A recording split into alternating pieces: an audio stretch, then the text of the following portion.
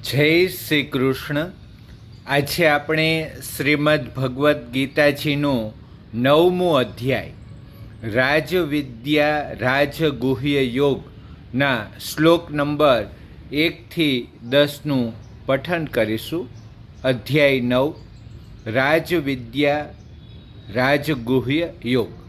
શ્રી ભગવાન ઉવાચ ઇદં તુ તે ગૃહ્યતમં પ્રવક્ષ્યામ્યનસૂયવે જ્ઞાનમ વિજ્ઞાનસહિતં યજ્ઞાત્વા મોક્ષ્યસે શુભાત. શ્રી ભગવાન બોલ્યા, તારા જેવા શુદ્ધ હૃદયના ભક્ત માટે આ પરમ ગોપનીય વિજ્ઞાન સહિત જ્ઞાનને ફરીથી સારી રીતે કહું છું કે જેને જાણીને તું દુઃખરૂપ સંસારથી છૂટી જઈશ. રાજવિદ્યા રાજગુહ્યમ પવિત્રમિદમુત્તમં પ્રત્યક્ષાવગમં ધર્મ્યમ સુસુખમ કર્તુમવ્યયમ. આ વિજ્ઞાન સહિત જ્ઞાન બધી વિદ્યાઓનો રાજા, બધા ગોપનીયોનો રાજા, અતિ પવિત્ર, ઘણું ઉત્તમ પ્રત્યક્ષ ફળ અનુભવી શકાય એવું ધર્મયુક્ત સાધન કરવામાં સાવ સહેલું અને અવિનાશી છે.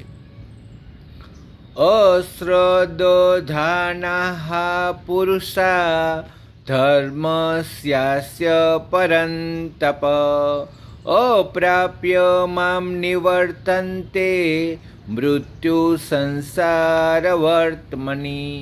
હે પરંતપ, ઉપર જણાવેલા આ ધર્મમાં શ્રદ્ધા વિનાના માણસો મને ન પામતા મૃત્યુરૂપી સંસાર ચક્રમાં ભટકતા રહે છે.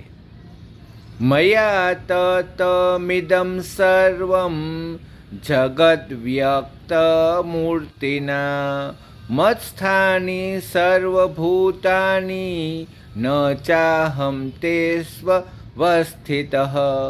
મુજ નિરાકાર પરમાત્માની આ આખું જગત જળથી બરફની પેઠે પરિપૂર્ણ છે અને બધા ભૂતો મારામાં સંકલ્પને આધારે સ્થિર છે, પણ વાસ્તવમાં હું એમનામાં સ્થિર નથી.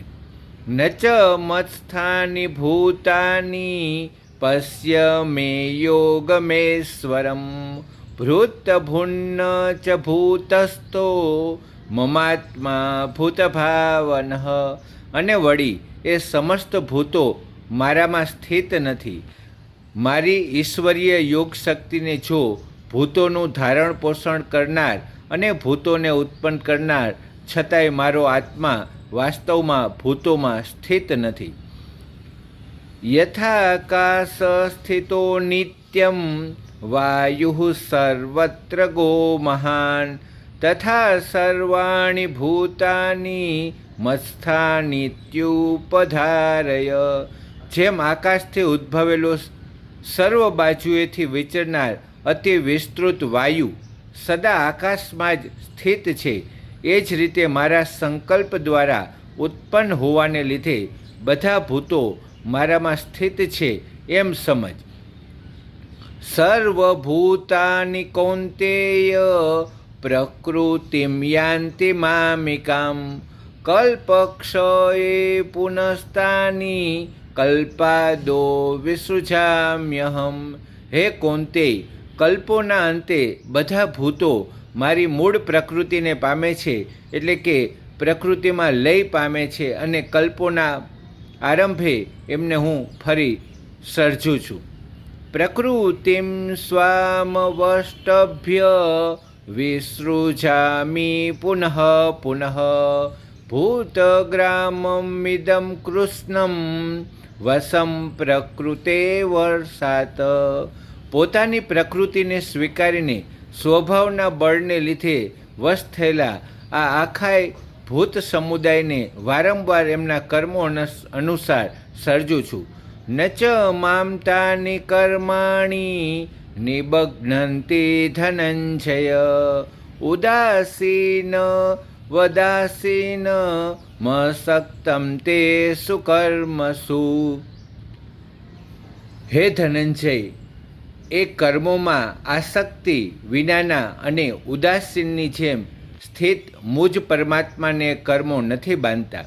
મયા અધ્યક્ષેણ પ્રકૃતિ સૂયતે સચરાચરમ હેતુનાનેન કૌંતેય જગદ્વિપરિવર્તતે. હે કુંતી પુત્ર, મુજ અધિષ્ઠાતાના પ્રભાવથી જ પ્રકૃતિ ચરાચર સહિત આખા જગતને સર્જે છે અને આ હેતુને લીધે જ આ સંસાર ચક્ર ફરી રહ્યું છે. રાધે રાધે.